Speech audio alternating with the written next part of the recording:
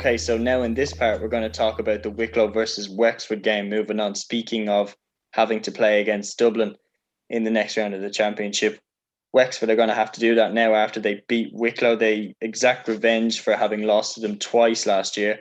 They win by 2 goals and 11 points to 14 points. Would you believe Wexford's first championship win in 7 years? And yeah, I just think fascinating stat that it's taken them so long to get a championship victory. But a poor performance from Wicklow. Davy Burke labelled it as one of the worst performances of his tenure, and he said that they've even got a lot of soul searching to do after losing this game. Wexford now go on to play Dublin. How do you see both these counties set now after this? It's Wexford have been going through a horrific time in the last couple of years, and I suppose they just badly needed a win, and it's two teams that they won't be expected to go too very far. Kind of even for the winner of the game, I suppose. We've got Dublin's coming next, and we know the results of that already. So it's guys, it's very hard to make kind of conclusions out of this because both didn't have the greatest years really.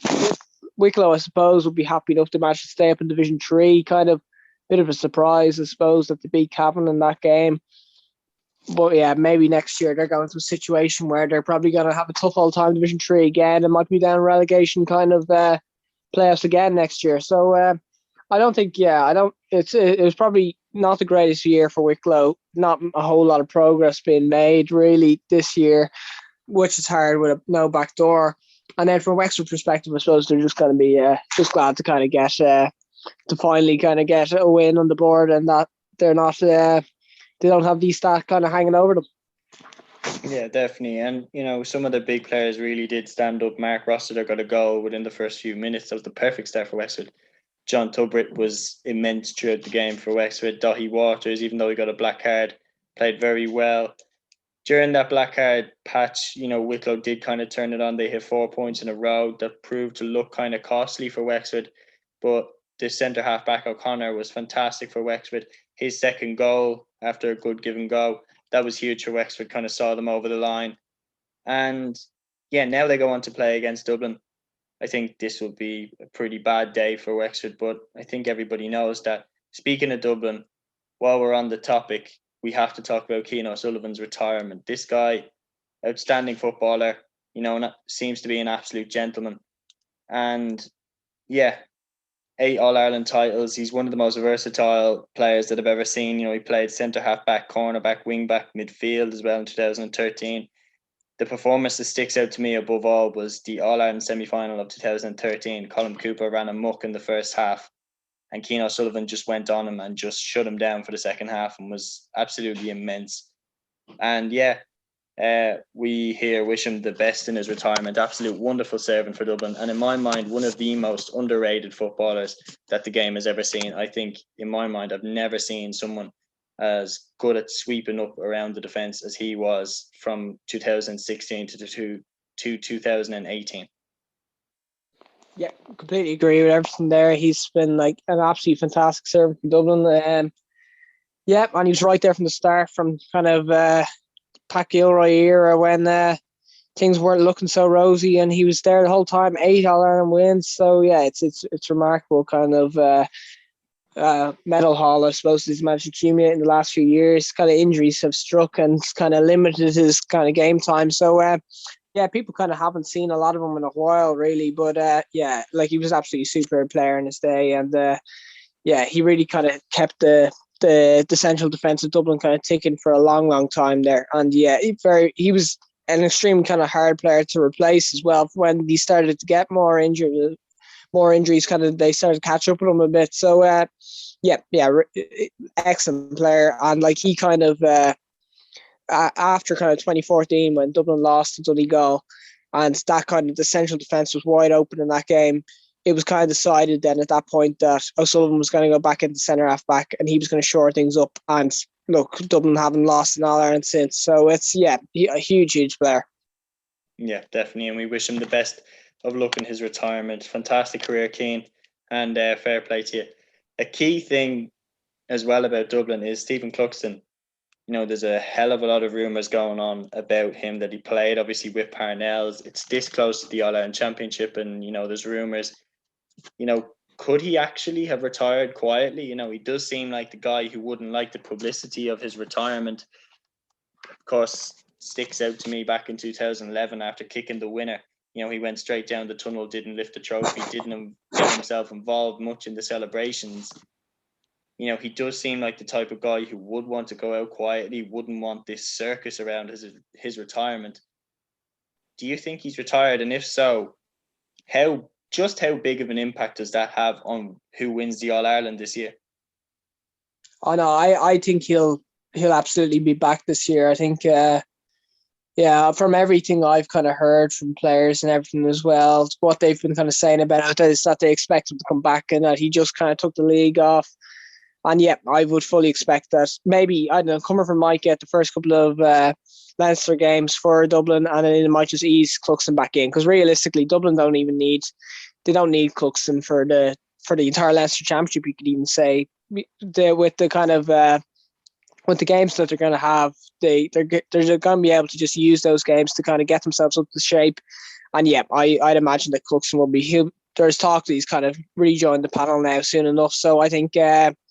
I think we're going to absolutely see him back. And maybe Comerford the first couple of games, but I would expect for the All-Ireland series later in the year, Cluxton will be the goalkeeper for Dublin.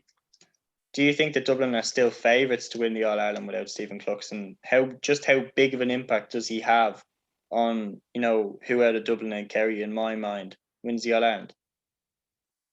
I would still think that Dublin will be favourites. Yeah, I think that... I think that you look at kind of Comerford, like I know nobody's ever going to match Cluxton. Cluxton's the greatest of all time goalkeepers, and but I think Comerford's an excellent kind of keeper. He's been tutored by Cluxton for like however many years now at this stage, and they're very, very similar in style. Kind of kickouts that they favour are nearly identical, and Cluxton still like stands out like above kind of everyone nearly as in ability wise, but I think Comerford's nearly as good as you're going to get kind of coming in afterwards. So yeah, I from a Dublin perspective, I'd be very confident with Comerford in goal, and he's never let Dublin down before, so I still think they would be favourites. Yeah, but it's definitely fascinating because Cluxton is such a character through the fact that he doesn't really involve himself in any of this nonsense around his career. He's very straight to the point. He's very blunt, and that is what kind of creates this fascination around him as a player because, he is an outstanding goalkeeper as well as his personality. And yeah, I just think it's fascinating to see. I do think that Dublin, will be still, imperious without him. But he is, as you said, the best goalkeeper to have ever played the game. And in my mind, he walks straight back into the team, still shows, what an athlete he is, how he's kept himself, at the top of his game for so long. And it's his competitiveness, it's his determination, which kind of sums up why Dublin have been able to stay on top for so long. Yep, absolutely, completely agree with that. And it will be interesting to see kind of how the Dublin management team kind of do manage that situation as the year goes on. Yeah, definitely. Okay, guys, so now in this part, we're going to talk about the Carlow versus Longford game. This is the final game which happened in Leinster football over the weekend. Longford winning by 25 points to Carlow's 2 goals and 13 points. Longford ended up 8 points in front early enough. They ended up 13 points to 6 up at half time. Some eye-catching scores from the likes of Rian Brady. But the most eye-catching score of the game was from Carlow. Conor Crowley's goal. Absolutely fantastic. In my mind, it's already a very, very strong contender for goal of the championship. An individual run, he went past the Longford defender, smashed it into the top left corner past Paddy Cullum. Carlow got their second goal off a high ball kicked into Dara Foley. That's a worry for Longford ahead of the Meath game. But, Longford did get the job done. The likes of Desi Reynolds once again looked very promising for Longford. Paddy Cullum in goal. He looked solid as well. Paddy Fox in defence, he looked fantastic as well. He kicked a nice point. Rian Brady, as I've mentioned, Robbie Smith in the forwards was excellent as well.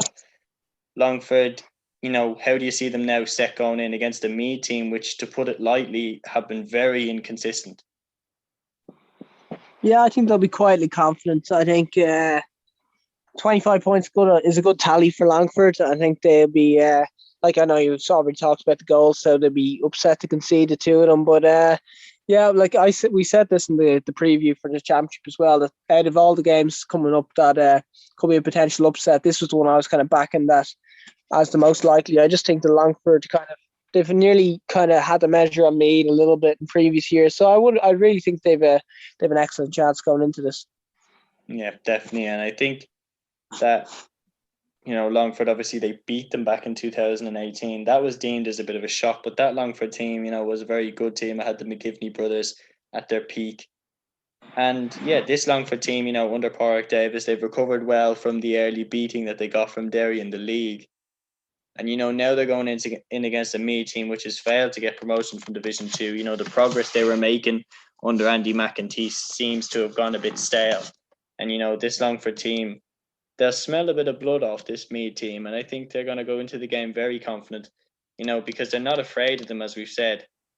And yeah, I think that's the one to look out for. In the next round of Leinster, if you're looking for a potential upset, I think the Longford Meath game is the one to pick.